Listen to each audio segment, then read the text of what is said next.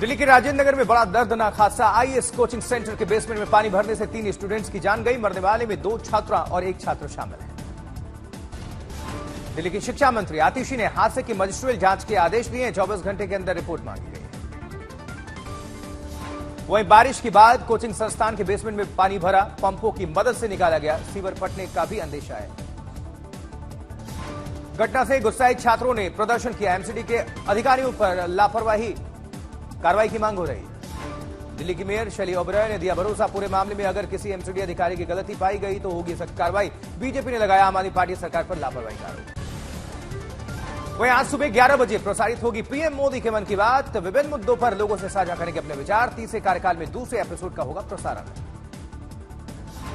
दिल्ली में BJP headquarter में आज भी जारी रहेगी बीजेपी शासित राज्यों के मुख्यमंत्रियों की बैठक। सूत्रों के मुताबिक प्रधानमंत्री मोदी दे सकते हैं गुड गवर्नेंस के साथ सरकार चलाने का मंत्र। वहीं सूत्रों के मुताबिक बैठक के पहले दिन 5 राज्यों के मुख्यमंत्रियों ने पीएम के सामने दिया प्रेजेंटेशन। आज बाकी राज्यों के सीएम देंगे कामकाज का लेखा जोखा। पहले दिन बैठक के बाद प्रधानमंत्री मोदी ने मुख्यमंत्रियों के साथ डिनर किया। पीएम के साथ बैठे नजर आए छत्तीसगढ़, मध्य प्रदेश और ओडिशा के सीएम। जबकि मुख्यमंत्रियों की बैठक में बीजेपी अध्यक्ष जेपी नड्डा, गृहमंत्री अमित शाह और रक्षा मंत्री राजनाथ सिंह मौजूद रहे। दिल्ली में राष्ट्रपति भवन में प्रधानमंत्री मोदी की अध्यक्षता में नीति आयोग की हुई बैठक। पीएम ने कहा विकसित भारत हर भारतीय का लक्ष्य है। नीति आयोग की बैठक में विकसित भारत 2047 पर चर्चा। बैठक में गृहमंत्री अमित शाह और रक्षा मंत्री राजनाथ सिंह मौजूद रहे। नीति आयोग की बैठक से भड़ककर बीच में बाहर निकली सीएम ममता। बोली मुझे सिर्फ 5 मिनट बोलने दिया गया, दूसरे सीएम 20 मिनट तक बोले। ममता ने कहा मैंने प्लानिंग कमीशन को वापस लाने की मांग की, बंगाल को फंड देने की मांग की, लेकिन मुझे बोलने नहीं दिया गया। नीति आयोग की बैठक में बोले उत्तराखंड के मुख्यमंत्री पुष्कर सिंह धामी। हिमालयी राज्यों के लिए बने विशेष नीतियां। केंद्र सरकार के मुताबिक नीति आयोग की मीटिंग में सीएम ममता के माइक बंद करने का दावा पूरी तरह से गलत है। सीएम ममता के दावे पर बोले केंद्रीय वित्त मंत्री निर्मला सीतारमण। कहा यह पूरी तरह से झूठ है, प्रत्येक मुख्यमंत्री को बोलने के लिए उचित समय दिया गया। She is now conveyed to the media that her mic was put off. That is completely false. Mamata Banerjee के दावे पर एमके स्टालिन ने सरकार पर उठाए सवाल। पूछा क्या एक सीएम के साथ व्यवहार करने का यह तरीका है? सीएम ममता के नीति आयोग बैठक के दौरान माइक बंद करने को राजेश शुक्ला ने ठहराया गलत। बोले ममता बनर्जी के साथ जो हुआ वो उचित नहीं। नीतीश कुमार के नीति आयोग की बैठक में न आने से शुरू हुई सियासत। बिहार के दोनों डिप्टी सीएम रहे मौजूद। नीतीश कुमार के नहीं आने पर बोले केसी त्यागी। कहा कुछ भी पॉलिटिकल नहीं है, कारण हम तो बजट और नीति आयोग की बैठक से काफी उत्साहित हैं। हम नीति आयोग की अनुशंसाओं से बजट में जो विशेष राहत मिली है उसको लेकर के अति उत्साह में है, अति उमंग में है। उनके आने का कोई पॉलिटिकल नहीं, सिर्फ व्यक्तिगत कारण है।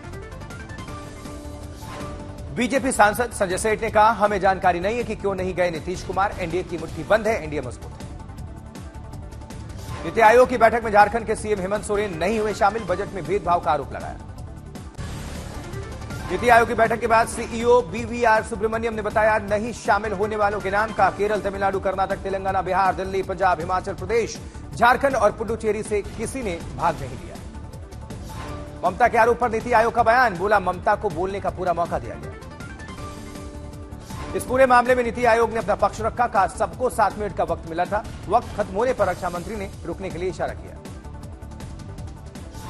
नीति आयोग की बैठक पर बोले जेडीयू नेता केसी त्यागी। कहा इंडिया गठबंधन ने फैसला किया था कि उसके सभी सदस्यीय दल नीति आयोग की बैठक का करेंगे बहिष्कार। यूपी के सीएम योगी ने विभिन्न योजनाओं में यूपी की उपलब्धियों की नीति आयोग की बैठक में जानकारी दी। बोले बीते 10 साल में एक नए और समृद्ध भारत का उदय हुआ है। समाजवादी पार्टी प्रमुख अखिलेश यादव की अध्यक्षता में बुलाई गई है एसपी विधानमंडल दल की बैठक। आज सुबह 10 बजे समाजवादी पार्टी विधायकों की बैठक होगी। आज की बैठक में 29 से शुरू होने वाले सत्र के बारे में चर्चा होगी। एसपी विधानसभा के मुख्य सचेतक और नेता विरोधी दल की भी घोषणा होगी। अखिलेश यादव के विधानसभा इस्तीफा के बाद से नेता विरोधी दल का स्थान रिक्त है। कल की बैठक के बाद होगी घोषणा। वही समाजवादी पार्टी सूत्रों के अनुसार शिवपाल सिंह यादव, रामअचल राजभर और इंद्रजीत सरोज दावेदार हैं। इनमें से कोई बनाया जा सकता है नेता विरोधी दल। मुंबई में बजट पर बोले केंद्रीय वाणिज्य मंत्री पीयूष गोयल। का विकसित भारत का यह केंद्रीय बजट समावेशी, प्रभावशाली। मुंबई में पूर्व सीएम उद्धव ठाकरे ने अपने जन्मदिन पर कार्यकर्ताओं से की मुलाकात। सभी ने उद्धव ठाकरे को दी जन्मदिन की शुभकामनाएं। दिल्ली बीजेपी अध्यक्ष वीरेंद्र सचदेवा ने एपीजे अब्दुल कलाम की पुण्यतिथि पर श्रद्धांजलि अर्पित की। रामेश्वरम में परिजनों और प्रशासन के अधिकारियों ने एपीजे अब्दुल कलाम को नमन किया। समाधि पर अर्पित किए श्रद्धासुमन। जोधपुर में राजस्थान हाईकोर्ट की मनाई गई प्लेटिनम जुबली कार्यक्रम में लोकसभा स्पीकर ओम बिरला शामिल। दिल्ली विश्वविद्यालय में आयोजित चौपाल में केंद्रीय मंत्री नितिन गडकरी शामिल हुए। महिलाओं को आत्मनिर्भर बनाने का संदेश दिया।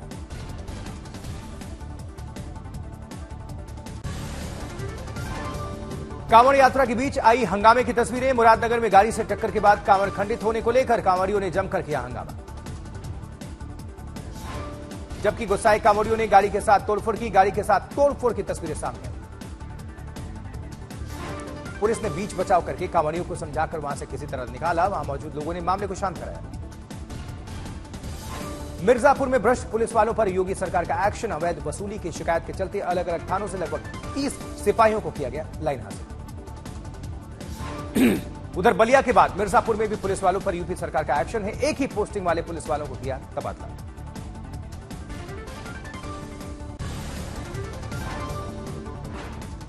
लगातार बारिश से रुद्रप्रयाग में प्रसिद्ध कोटेश्वर महादेव की गुफा भी हुई जलमग्न। रुद्रप्रयाग में उफन रही है अलकनंदा नदी। गंगोत्री धाम में गंगा का जलस्तर बढ़ा। भागीरथ शिला और दुकानों के पास तक पहुंची गंगा की धारा। जबकि भारी बारिश के बाद देहरादून में नदियां उफान पर हैं। देहरादून के ग्रामीण इलाकों में बढ़ा नदियों का जलस्तर।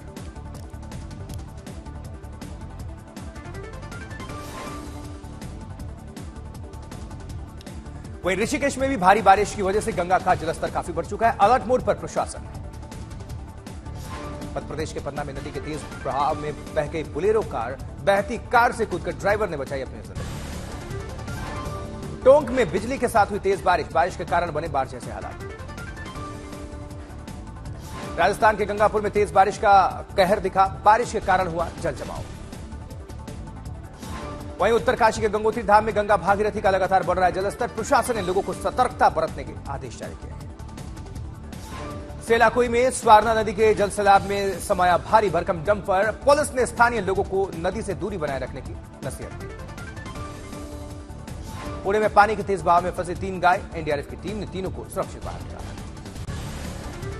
तेजी से भारी भूस्खलन की लाइव तस्वीरें कैमरे में कैद। भूस्खलन की चपेट में आने से कई मकान ढह गए। नवी मुंबई के बेलापुर सेक्टर 19 शाहबाज गांव में इंदिरा बिल्डिंग गिरी। ज्यादातर लोग निकले बाहर।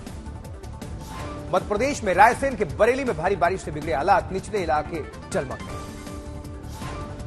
वहीं रायसेन में लगातार बारिश से घाघरा नदी उफान पर है। नदी के पास रहने वाले लोगों ने घरों को किया खाली। प्रशासन अलर्ट मोड पर।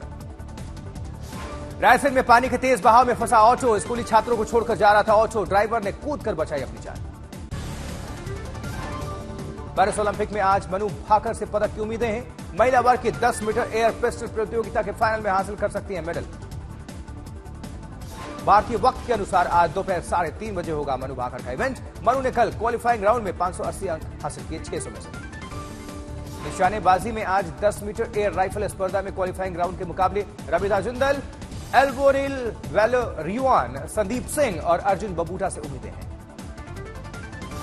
पेरिस ओलंपिक का पहला गोल्ड चीन के खाते में गया है। 10 मीटर एयर राइफल मिक्स्ड प्रतियोगिता में किया चीन का बेहतर प्रदर्शन। ओलंपिक के दौरान पेरिस में मुकेश अंबानी से बीसीसीआई सचिव जय शाह ने की मुलाकात। मुकेश अंबानी और आईओसी के सदस्य नीता अंबानी ने फ्रांस के राष्ट्रपति से भी मुलाकात की। पदक के दावेदार लक्ष्य सेन ने ग्वाटेमाला के केविन कॉर्डन को 21-8, 22-20 से हराकर अपने अभियान का आगाज किया। पुरुष बैडमिंटन के दूसरे दौर में जगह बनाई। जबकि भारत के हरमीत देसाई टेबल टेनिस के अगले राउंड में पहुंचे। जॉर्डन के जायद यामीन को 4-0 से शिकस्त दी। इंडियन ओलंपिक एसोसिएशन के अध्यक्ष पीटी उषा की आज तक से खास बातचीत का। भारतीय एथलीट्स का जोश हाई है। हर सुविधा का हम रख रहे हैं विशेष ध्यान। मशहूर बॉलीवुड गायक शान भी पहुंचे पेरिस। गीतों के जरिए बढ़ा रहे हैं भारतीय खिलाड़ियों का उत्साह। पुरुष हॉकी में भारतीय टीम का विजयी आगाज। पहले मुकाबले में न्यूजीलैंड को 3-2 से शिकस्त। भारत ने 0-1 से पिछड़ने के बाद शानदार वापसी की। मनदीप ने किया था बराबरी का गोल। तीसरे क्वार्टर में विवेक के गोल से भारत ने बढ़ाई तो 1 की बढ़त। आखिरी पलों में मिले पेनल्टी स्ट्रोक को हरमनप्रीत ने आसानी से गोल में तब्दील किया और इसी गोल ने लगाई टीम इंडिया की जीत पर मुहर। बैडमिंटन के डबल्स मुकाबले में सात्विक साईराज और चिराग शेट्टी ने की शानदार शुरुआत। कार्बी और लेबर की जोड़ी को 21-17।